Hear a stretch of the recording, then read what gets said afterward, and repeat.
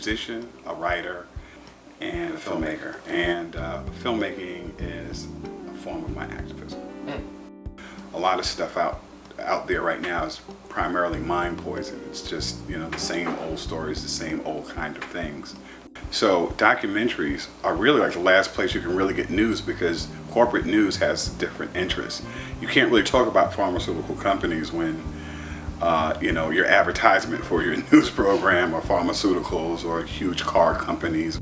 So I think people are finding that documentaries are a very important source of getting real information.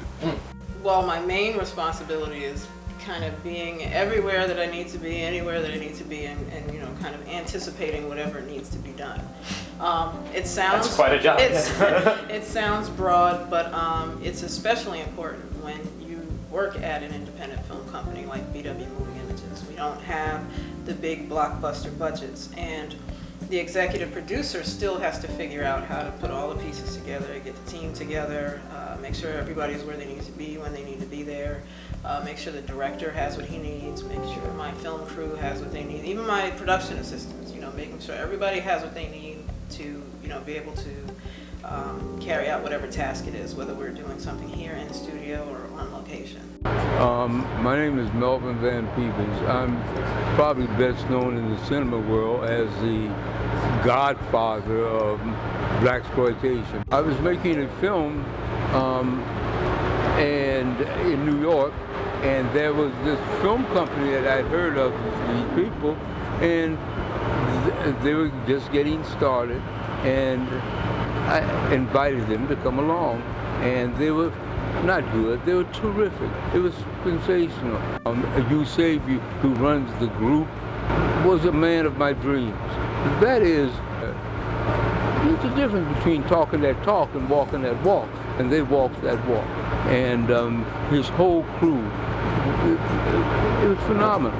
It was phenomenal, and I use him in many occasions. One important piece of legislation headed by Assemblyman Bill Payne was something called the Amistad legislation, which actually said that as a part of American history being taught, you must include the contributions of Black people.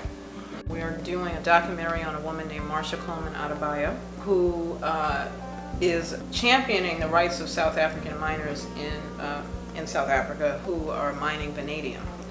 And it's very poisonous, very deadly. No workers' rights, no protections, a lot of covering up, and even our government is complicit in that. So she did a lot to bring attention to that. She had to deal with a lot of discrimination here because she works for the government. She had to deal with a lot of pressure and that kind of thing. She won her case, but we want to document the true story. Usually it's not like an interview. It's just people you really know, people you meet, and you say, you know what, that's an interesting story. For example, with Wilfredo Benitez, what resonated with me with his story is his journey. See, it's one thing to be an attorney if you came from, wealthy background, but it's another thing to have accomplished what he's accomplished when his brother was bitten in the head by a rat and he lived in a tenement with no running water and coal in the winter and drugs and and all that whole kind of thing. So I kind of judge whether or not to take on a story when I look at the journey. And so one of the things that we also look for in film subjects is relatability. Is this something that could inspire someone else to do something really great with their lives?